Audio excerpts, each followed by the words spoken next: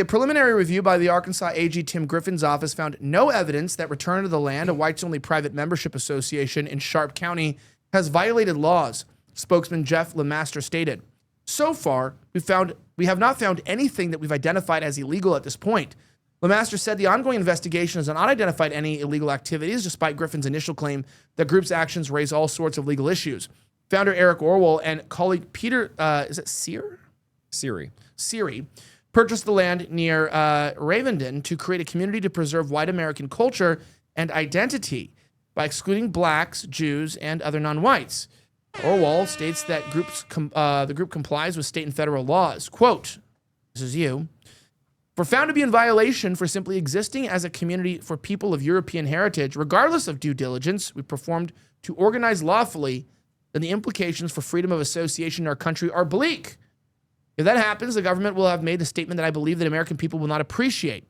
Return to the Land operates on a private club requiring $25 membership fee and vetting process. Members can buy land units for $6,000 for 3 acres, really. Siri claims that setup avoids Fair Housing Act violations as it's not real estate dealings. All right. I'm curious about this. I told you in the other show that I was going to kind of get into this. How the hell are you getting away with this? Like, what is like, what is it that makes this legal? Because I mean, like, hey, this seems very illegal to a lot of people, and clearly the AG says it's not. So, what is this? Well, it's a private association. The Fair Housing Act is meant to regulate the sale of real estate in the public domain.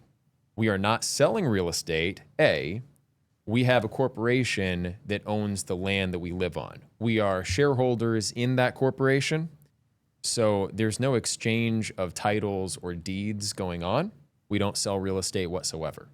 And we're a private club, not a public market for housing. And private clubs in both the Civil Rights Act and the Fair Housing Act are exempted from many of the laws that are in those documents. So we're relying on those exemptions as well as the fact that we're not actually selling real estate in the first place. So yeah, but it has to be a high trust society then for people to like come in and realize they're not going to get kicked off the homes they're developing. I'm sure you're building and tilling the land from scratch. Am I right? Correct. Yeah, and we do have legally enforceable claims to our property. So each share is associated with some part of the company property, namely the land, right? And if you build stuff on your area on the land, then that increases the value of your share. So you can sell that share for whatever price you want to set to other members within the PMA. And if there was some kind of behavior issue, you develop a drug habit or you're doing something that's unhealthy for the community as a whole, and we have very loose standards. We're not like some really invasive HOA or something. But if something just got out of hand and we had to process someone out, then we have procedures where someone would be fairly compensated. So we would bring in an assessor and then their share would be on the market within the PMA. If no one in the PMA wanted to buy it, then the company itself would be on the hook to ultimately buy that person out. Have you had to do that yet or anything like that? Luckily not, no. Okay, so let me talk about this. So let's talk about the legality of this. When I'm going down in here, what's kind of interesting is you had tweeted this. You had tweeted, we need to not make the same mistakes of America's previous generations. And this video was put out directly. Check this out. Your children are screwed. Your grandchildren are screwed. Your way of life is gone. Society is crumbling. Our values are in the gutter. Your parents failed. Your grandparents failed. Society has failed. Across the board, it's generational failure. We, as a people, have to save ourselves. And you are the one who knows about it. You are the one who understands. Because you're conscientious enough that you went out and you educated yourself. You learned the truth about race. You learned your heritage. And now you have to be a father to our people. You have to be the one who's not going to be appreciated, who's going to do more than your fair share, who's going to continue doing work even in the face of mockery. You're not going to get an easy fix where you sacrifice nothing and make no changes to your life. It's just not going to happen. If you care about your way of life, you personally must perpetuate it. You build that society. You. It's not about clout and social media points, viewers, money. It is about the future of your people. And right now, there is a way you can contribute to it. All right.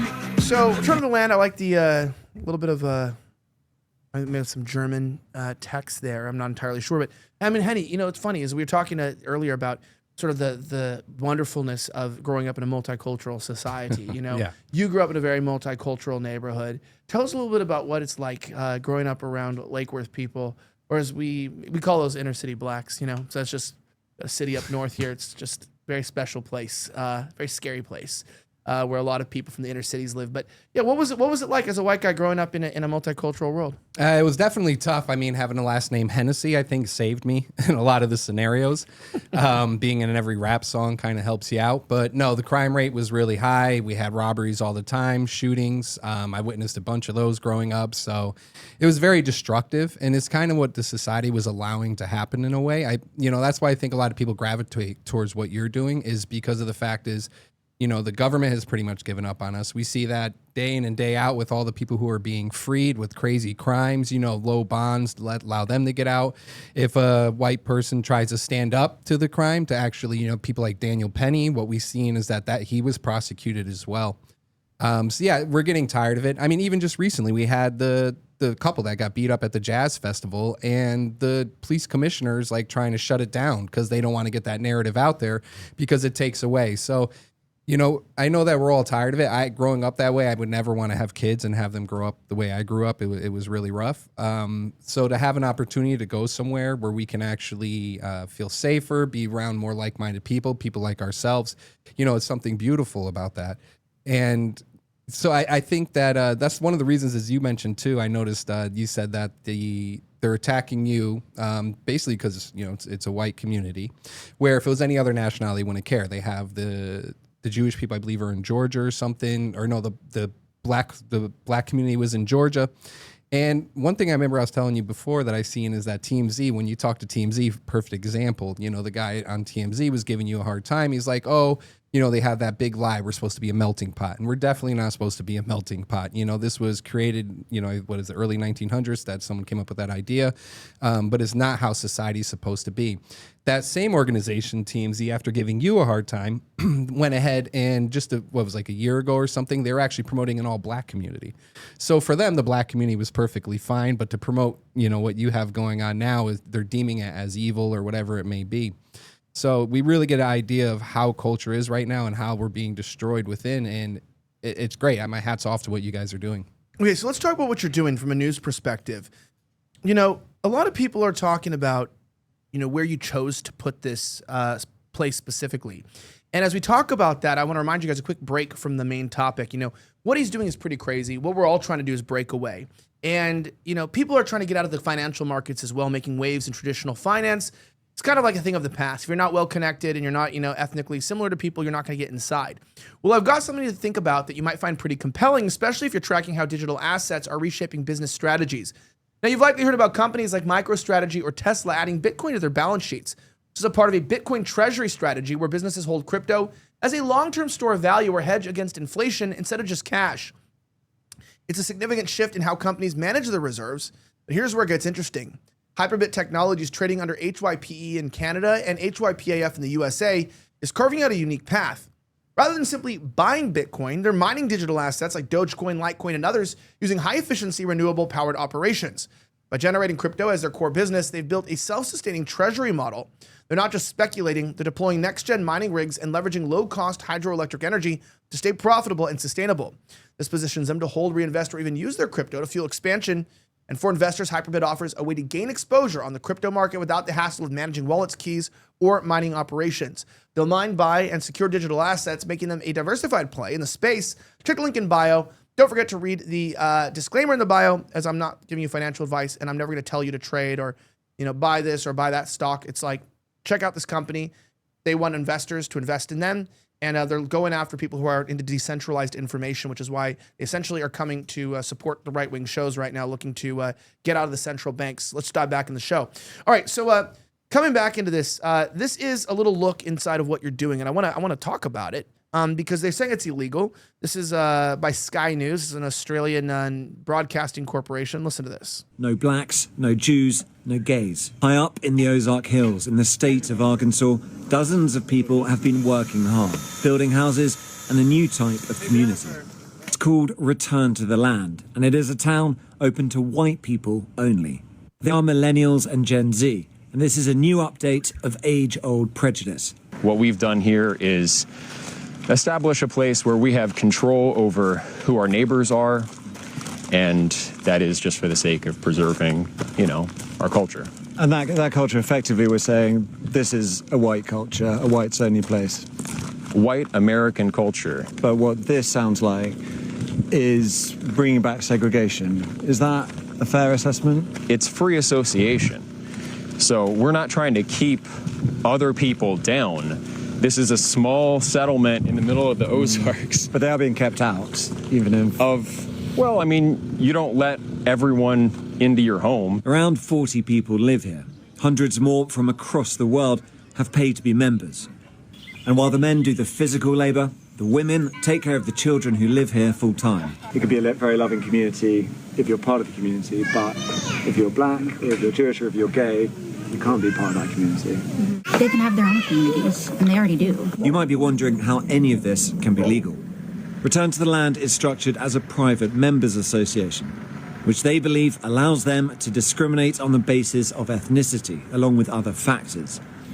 That has yet to be tested in the courts and may well fail. The Arkansas Attorney General has said his office is now reviewing the matter as a result of our reporting, and that there is no room for racial discrimination in Arkansas or anywhere in a free society. All right, so let's talk about this settlement. I think this is fascinating. It's funny how the media comes in. You get the ADL criticizing you guys, and then the media comes in, does hit pieces, and then suddenly there's investigations from the government. Why do you think they care so much about you guys? You just said that you're we're in the middle of the Ozarks. So tell me where that is. You don't have to dox your exact address, but where, how far is this from an airport? How far is this from movie theaters? And why do you think suddenly they care so much about this? And who is that cares about you guys? It's a great question. We're about 2.5 hours north of Little Rock. We're in northern Arkansas in the Ozark Mountains. Not a real dramatic mountain range where we are. It's more like the Piedmont kind of foothills of the Ozarks. It's, I think, the oldest mountain range in North America. Beautiful country. I mean, we like it an awful lot. The Ozarks has a reputation for being a little bit hick, poor, very white. And that's one of the reasons we chose to go there. Arkansas historically has been a very conservative state, and there's a history of white identitarians and even white nationalists and other groups organizing in the state. So, we did consider other areas, and we expected that eventually, because it's a white community, it would come under fire. So we chose a place where the judges would very likely be on our side. I don't think that the Attorney General is on our side, but it's probably not the first time he's encountered the idea that white people want to live among their own kind. It's sort of just normal in Arkansas.